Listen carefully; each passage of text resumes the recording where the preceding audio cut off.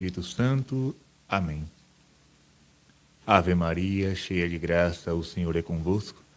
Bendita sois vós entre as mulheres, e bendito o fruto do vosso ventre, Jesus. Santa Maria, Mãe de Deus, rogai por nós, pecadores, agora e na hora de nossa morte. Amém. Ó Maria concebida sem pecado, rogai por nós, que recorremos a vós. Caríssimos irmãos, eu estou fazendo essa live, essa live surpresa, digamos assim, porque eu não avisei a ninguém que estaria aqui online, mas essa live vai ficar gravada, né? E eu desejei contar para vocês uma história que eu já conhecia, porém eu não tinha ainda me aprofundado, que é a história de São Tomás Mori. O pessoal está chegando aí na live, Deus abençoe a cada um, né, que está agora acompanhando. E recentemente eu fui fazer missão numa diocese vizinha, a diocese de Alagoinhas, na paróquia do Padre Charles, e fiquei hospedado na casa de um casal, amigo do padre. E quando foi na hora de sair, de voltar para casa, o dono da casa, né, disse assim: padre, vem aqui na minha biblioteca. E ele disse assim: padre, escolha o livro que o senhor quiser. Olha aí nessa biblioteca, qual é o livro que o senhor não tem. O que o senhor quiser levar, leve para o senhor. E aí eu primeiro fiquei assim: não precisa. Não, padre, eu quero lhe dar esse presente. Então, eu olhei para um lado, olhei para o outro, né? Remexi toda a biblioteca, procurando livros. Todos os livros eram bons, livros católicos, mas a boa parte, digamos assim, eu já tinha. E aí eu encontrei esse livro aqui, Tomás Mori, A Sós com Deus, Escritos da Prisão. Deixa eu mostrar para vocês aqui, né? É da editora Quadrante. Por que eu escolhi esse livro? Eu vou contar para vocês a história. É um livro muito profundo. Quero dizer também que não é um livro de fácil leitura, de fácil compreensão. Para quem não tem o hábito de ler, eu não recomendo esse livro. Mas para quem já tem o hábito de ler, gosta de ler, você católico, não deixe, né, de ler esse livro aqui. A Sós com Deus, Escritos da Prisão. Quem foi Tomás Mori? Tomás Mori, ele era chanceler do rei da Inglaterra, o rei Henrique VIII. Era amigo do rei, era uma pessoa da confiança do rei, certo? Mas assim, ao mesmo tempo, Thomas, ele não dava muito crédito a essa amizade. Ele tinha uma sabedoria. Ele dizia assim: eu sou amigo do rei. O rei me consulta, o rei me procura, o rei, né, tem uma estima por mim, mas se para adquirir um castelo ele precisar da minha cabeça, ele não vai pensar duas vezes. Então, a sabedoria de Thomas, né, ele não se deixava enganar pela amizade com os poderosos. Porque a gente sabe que as pessoas que são, entre aspas, poderosas, têm cada vez mais fome de poder. Então, se para ter mais poder, mais riqueza, precisar sacrificar o amigo, ele sacrifica, né? Então, é preciso ter muito cuidado com essa amizade com pessoas de poder. Porque entre a amizade e o poder, nós já sabemos quem ele ou ela vai escolher. Então, Tomás Mori, ele se aproximava do rei, respeitava, obedecia, porém, ficava sempre com o pé atrás. Ele dizia: confio desconfiando, porque se ele precisar da minha cabeça para comprar um novo castelo, ele não vai deixar o castelo, né, por causa da minha cabeça. Então o tempo foi passando. Henrique VIII, católico, né, meia boca, mas era, casado, né, e nós não sabemos os detalhes da história, mas ele decidiu pedir a anulação do casamento ao Papa. Ele achava que, por ser o rei da Inglaterra, o Papa, né, faria a sua vontade. Não é o Papa, é um rei que está pedindo. Só que o Papa da época disse: não, eu não posso declarar a nulidade do seu casamento porque não tem matéria para isso. Você foi de fato casado com ela. Então eu não posso passar por cima da lei de Deus, eu não posso passar por cima da lei da igreja para poder satisfazer sua vontade só porque você é um rei. E isso despertou a ira do rei Henrique VIII contra o Papa. É. Então, o que foi que ele decidiu no auge da sua soberba, da sua loucura e da sua falta de fé? Ele decidiu dividir a igreja. A igreja da Inglaterra, a partir daquele dia, não seria mais submissa ao Papa. Mas ele, o rei, seria a cabeça da igreja da Inglaterra. Seria a autoridade maior da igreja da Inglaterra. Pois bem, isso parece ser um absurdo, de fato é um absurdo. Agora tem uma coisa. Por ele ser poderoso, ele exigiu que todos os seus súditos concordassem com ele. Por causa de um adultério, ele já estava, não é, querendo se casar com outra mulher. Então, por causa do seu adultério, ele criou uma nova religião, a Igreja Anglicana. Você já ouviu falar nesse nome, ou deve conhecer. A religião anglicana, a Igreja Anglicana, nasceu do adultério do rei Henrique VIII, o rei da Inglaterra. E quando ele proclamou a separação da Igreja da Inglaterra com a Igreja de Roma e se autodenominou a cabeça da Igreja, por incrível que pareça, os sacerdotes, os bispos e boa parte do povo da época concordou. Então, o que me chama a atenção nessa história, já vou falar do livro. O que me chama a atenção nessa história não é a loucura do rei. Porque nós já sabemos que a pessoa, quando tem poder, já existe o ditado, né? Quer conhecer a pessoa, dê poder a ela. Você com certeza já ouviu esse ditado. Quer conhecer a pessoa, dê poder a ela. Então, o poderoso, a poderosa, né?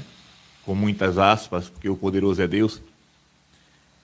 Quando ele não tem discernimento, quando não tem sabedoria, quando não tem temor a Deus, ele acha que é capaz de tudo e pode fazer tudo, como Hitler, né? Hitler, na Alemanha, fez o que fez porque achava que podia. Tinha poder para isso. Né? Então, o poder nas mãos erradas é problema. Quando eu dou poder a pessoas sem Deus, a pessoas sem discernimento, sem sabedoria, o resultado é só tragédia. Foi o que aconteceu com Henrique VIII. Ele, por ser rei, por ser poderoso, achou que estava no direito, né, de se separar da Igreja de Roma. E aí ele fez a sua nova religião, que é a Igreja Anglicana. Mas, repito, o que me chama a atenção não é a loucura do rei poderoso. O que me chama a atenção é a covardia e a traição do clero daquela época. Porque se naquele país existissem bons sacerdotes, bons bispos, todos eles diriam: não, você está errado. Fique sozinho aí com sua religião, nós vamos continuar pertencendo à Igreja Romana, onde está o Papa. Mas não. O rei simplesmente fez um decreto e pediu que todos fizessem juramento a esse decreto. No decreto se dizia que o rei, Henrique VIII, era a cabeça da Igreja da Inglaterra. Pois bem, padres, bispos, religiosos da época, todos abaixaram a cabeça e disseram: sim, nós concordamos. Só que, no meio da traição, sempre existe um ou outro que permanece fiel. Um desses foi Thomas More, que era chanceler do rei, pessoa da confiança do rei, um alto funcionário da época, né? Ele disse: não, a Sagrada Escritura diz que você está errado. A doutrina da igreja diz que você está errado. E eu não vou ferir a doutrina. Aqui é um problema de consciência. Eu não posso, né, macular a minha consciência.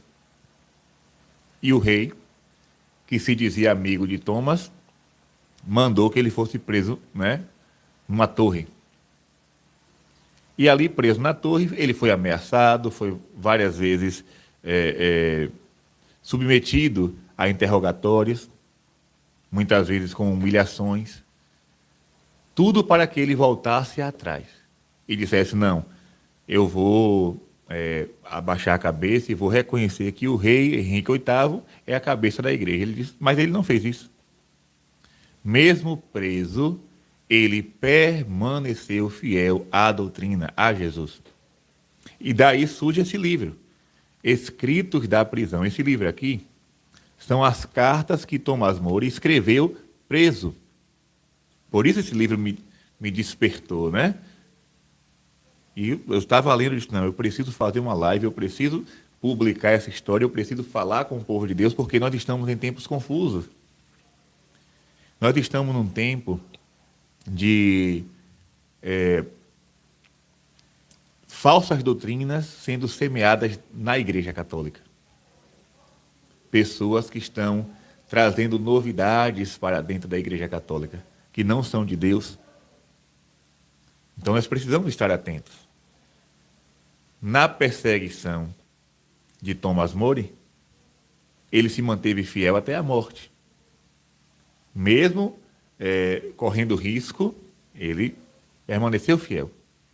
Porque você imagina ter que enfrentar o rei e enfrentar todos aqueles que estavam do lado do rei, não foi fácil.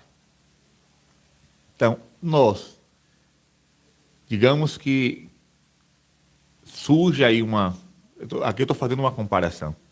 Digamos que surge uma novidade e essa novidade seja contrária ao ensinamento da igreja.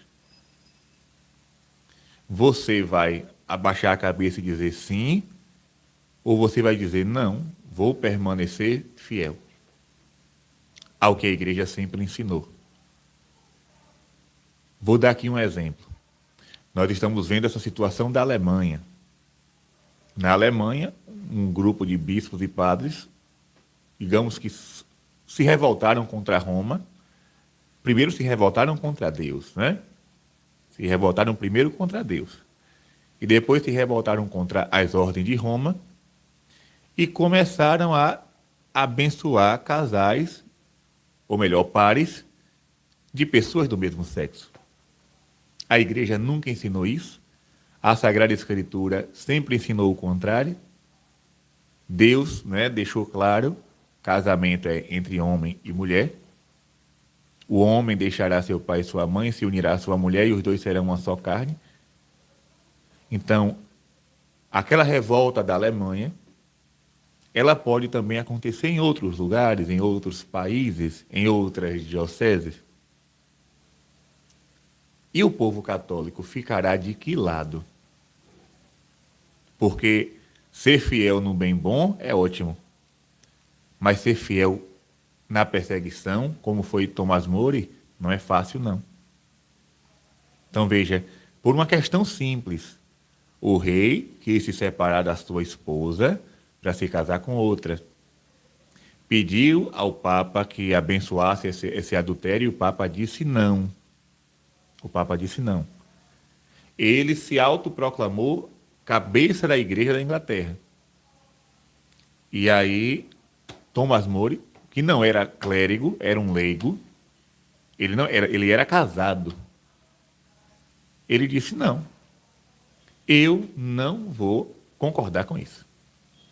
Então ele foi preso. Na prisão ele começa a escrever cartas. Cartas para padres, para a sua família.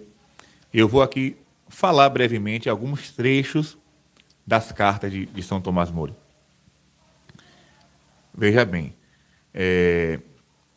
escrevendo a sua filha, Margarete, ele diz assim: que o Senhor me conserve sempre verdadeiramente fiel e sincero. Caso contrário, suplico-lhe de coração que não me deixe viver mais. Gente, isso aqui é muito forte. Isso aqui é muito forte. Gente, bastava que Thomas More dissesse assim: Rei, eu concordo contigo.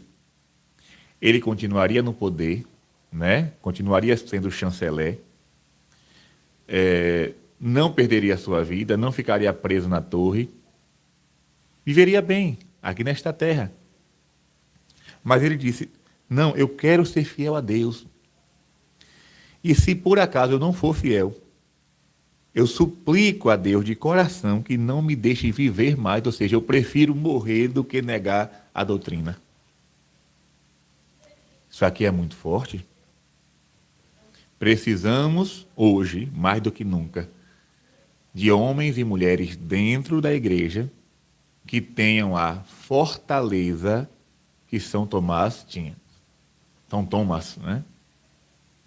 Precisamos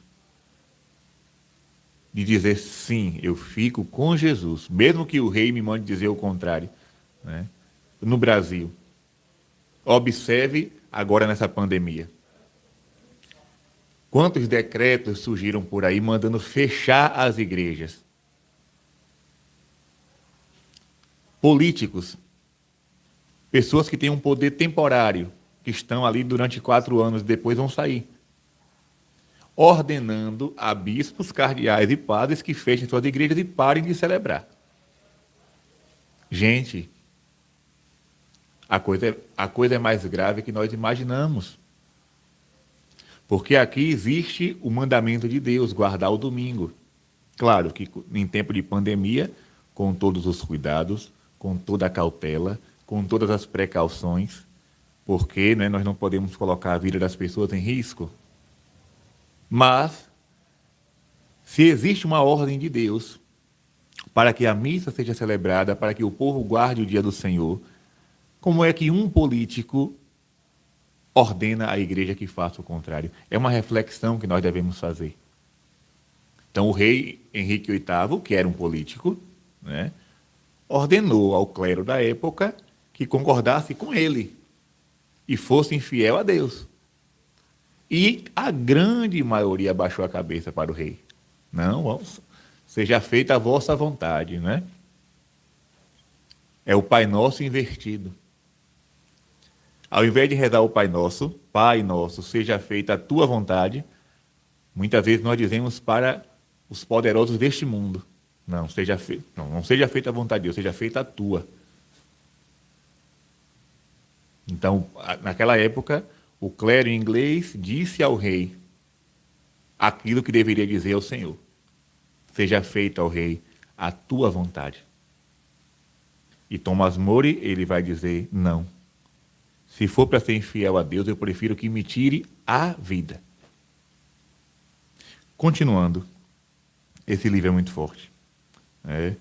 Depois ele vai escrever novamente uma carta à sua filha. Ele diz assim: eu não podia aceitar o juramento que me era proposto sem pôr a minha alma em perigo de condenação eterna. Era um homem de fé. Era um homem que sabia plenamente que depois da morte existe um céu e um inferno. E ele sabia que se ficasse contra a doutrina e obedecesse à voz do rei, ele seria condenado. Então ele escreve: eu não posso aceitar esse juramento. Esse juramento que a maioria está dizendo sim, eu não posso dizer. Eu tenho que fazer o contrário, mesmo que esteja sozinho. Né? Porque se eu aceitar esse juramento do rei, eu vou pôr a minha alma em perigo de condenação. Então ele não quis ser bem visto pelo mundo. Ele queria ser bem visto por Deus. Né? Continuando. Tem outra frase aqui muito forte. Né? A filha dele, Margarete, ela começou a ficar preocupada com o rei, com o pai, né? E começou a dizer: meu pai, saia dessa prisão. Mandou uma carta para ele, né? Aceite a proposta do rei, diga que o rei está certo, abaixe a cabeça para o rei, faça esse juramento. É bom que o senhor vai sair da prisão, o senhor vai ficar livre, o senhor vai. E aí ele vai responder, ele vai dizer: olha, minha filha, de todas as perseguições que eu estou sofrendo, o que mais me doeu foi essa sua carta. Imagine, né, a gravidade. Thomas vai dizer: Margarete, minha filha, o que mais me dói não é saber que estou sendo perseguido, que estou preso. O que mais me dói é saber que você, minha filha, está passando para o lado contrário. Está deixando de ser fiel a Deus para poder salvar a minha vida. Não se preocupe com isso. Se eu vou ficar preso ou se não, se eu vou morrer, se eu vou ficar vivo, isso é o que menos importa. Eu só não quero que você, nem ninguém da minha família, seja infiel ao Senhor. E aí depois a Margarete se arrepende, né? E diz: não, meu pai, o Senhor está certo. Continue fiel. Ele vai dizer assim: causa-me a fala da filha, né? Causa-me uma tristeza muito mais terrível do que ouvir falar da minha própria morte. Pois o medo dela se apazigua a cada dia, graças a Deus, ao meditar diariamente sobre o temor do inferno, a esperança do céu e a paixão de Cristo. Então, na prisão, ele meditava 3 coisas: o temor do inferno, a esperança do céu e a paixão de Cristo. Então ele disse para a filha: olha, a morte não me causa medo, porque eu já estou meditando sobre isso, né? Agora, o que me causa tristeza é saber que você, minha filha, quer que eu seja infiel a Deus, para poder escapar da prisão. E continua o livro, né? É muita coisa, não tenho como entrar em detalhes, até para que o vídeo não fique longo, né? Mas eu fiz questão de riscar algumas coisas aqui, mas eu não posso, né? Não posso ler tudo. Só para dizer outra coisa, né? Muito importante. Muitos padres e bispos foram até Tomás Mori na prisão conversar com ele para que ele voltasse atrás. E ele não voltou. Resultado: acabou sendo condenado à morte. Ou seja, é um mártir da defesa da indissolubilidade do matrimônio. Um leigo, repito, Tomás Mori era um homem casado, mas ele preferiu, né, preferiu perder a sua vida terrena do que ser infiel ao Senhor. Então, repito, esse livro é muito bom. A Sós com Deus, Escritos da Prisão. São cartas valiosíssimas de um homem à beira da morte, que fez de tudo para não voltar atrás e ser infiel a Deus. Então, meus irmãos, que surjam os decretos, que surjam as perseguições, que surjam qualquer coisa, que nós, eu, você, homens fracos, mulheres fracas, nós temos nossos medos. Não vamos aqui agora dizer que temos a coragem dos mártires, porque na hora a gente não sabe. Somos homens fracos. Mas precisamos pedir todos os dias a Deus o dom da fortaleza, para que diante da perseguição, diante das injustiças, diante das leis iníquas, nós possamos continuar fiéis ao Evangelho e à sã doutrina. Mas, padre, todo mundo está fazendo o contrário. Você não é todo mundo. Você é cristão. Todo católico. Uma pessoa me disse assim: padre, e agora esse problema da Alemanha? Não me causa nenhum pavor. Por quê? Porque eu, como católico, tenho aqui na minha casa 3 livros muito importantes. Eu tenho a Bíblia Sagrada, eu tenho o Catecismo da Igreja e tenho o Código de Direito Canônico. Se eu tenho esses 3 livros, eu sei muito bem o que é que Deus quer de mim e o que devo fazer como católico. Então, se surgirem novidades aqui e acolá, não afeta em nada a minha fé. Eu sei o que tenho que fazer. Agora, o que eu peço a Deus é a graça de ser fiel até o fim. Né? Que ninguém me obrigue, quando eu falo ninguém, é ninguém mesmo, a ir contra a doutrina da igreja. E você também deve pedir a Deus essa graça. Né? Quando eu falo de firmeza, minha gente, não é de ficar fazendo briguinha por coisas pequenas, não. Viu? Isso aí, não. Quando eu falo de doutrina da igreja, eu estou falando das verdades de fé. Porque tem gente que pensa que ser fiel à igreja é em coisas temporais, né? Em coisas passageiras. Por exemplo, não, porque a toalha da igreja sempre foi assim. Então eu não posso botar outra toalha de um modelo diferente porque eu tenho que ser fiel ao que era antigo. Não, não é isso que eu estou falando, não. Isso aí é coisa passageira. Né? Eu não estou falando de bens temporais, eu não estou falando de ritos, eu não estou falando disso. Nem de ritos, nem de rituais. Eu estou falando da verdade de fé revelada por Deus. Por exemplo, a Eucaristia. Jesus revelou que a matéria da Eucaristia é pão e vinho. Então não sou eu que vou pegar um beiju de mandioca e um suco de açaí para celebrar a Eucaristia. Ah, mas é a moda. Não tenho nada a ver com essa moda. Eu tenho que fazer o que Deus mandou. Outra coisa, a Sagrada Escritura revela que o matrimônio é indissolúvel e só pode acontecer entre um homem e uma mulher. Ah, mas está na moda fazer diferente. A televisão já mostrou que agora a moda é outra. Quem quiser seguir a moda, que siga. Fiquemos fiéis ao que Jesus revelou, ao que Deus nos pede. Né? Ah, mas vamos ser isolados, perseguidos, caluniados, desprezados. Dane-se. Fiquemos com Jesus até o fim. A quem iremos, Senhor, disse Pedro, só tu tens palavra de vida eterna.